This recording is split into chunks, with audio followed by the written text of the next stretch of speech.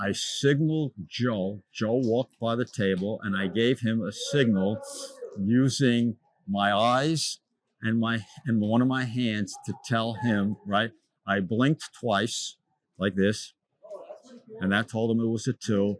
And then I used my hand and I tapped the table like this with a 5 fingers and then 2 fingers to tell him 7 hands were fixed. So the burn card was a two and 7 hands were fixed. And then he relayed the signal back to me, so I knew that he knew. And then I gave a very imperceptible slight nod telling him it was all a go. So now the only thing left was for me to be tapped out by the dealer, by the relief dealer, and I would go home and it was all set.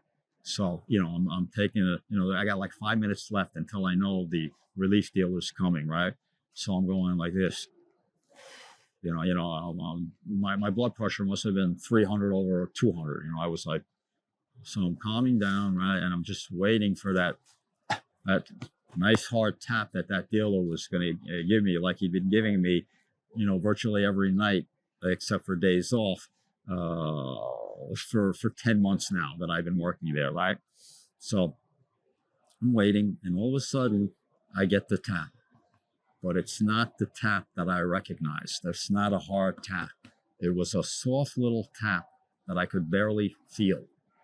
And right away, I knew that it could not be the relief dealer that I was counting on.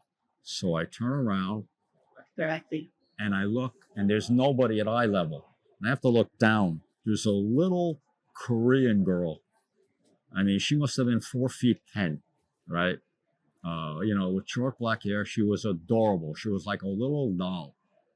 And I said to her, where are you from?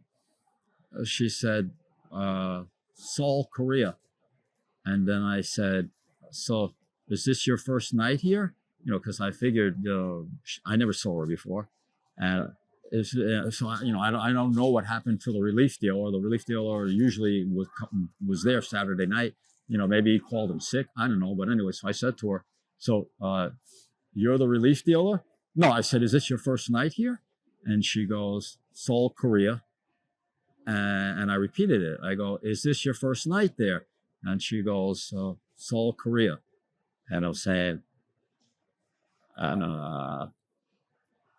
you know how to deal baccarat? And she goes, Seoul, Korea. So I start to realize that the only 2 words she knows in English are Seoul, Korea, and I'm not even sure that she knows even those 2 words are English, because Seoul is probably Seoul and Korea is probably Korea in Korean, right? So I'm saying, oh my God. And she's smiling at me, and it's like, wow, I mean, I don't know what's going to happen here. This girl may have never dealt baccarat before in her life. What if she somehow mixes up the order in the deck? What do I do? Do I call this off? But how do I call it off? I can't go look for Joe. They're over there somewhere in the casino getting ready for me to leave. I don't know what to do. If I could have called it off, I would have, right? And, imagine this, they come, they make their first bet. Imagine a scenario, right? She turns over a 2, burns 2 cards, right? And then somehow screws up, but because she turned over the 2 and burned 2 cards, they put their $7,000 out. And imagine if it's a wipeout and the player doesn't win because she somehow screwed up the cards, right? And the bank wins and we lose the $7,000. I mean, that would be not only would that have been the end of my career right then and there, I would have had to deal with Joe. My God.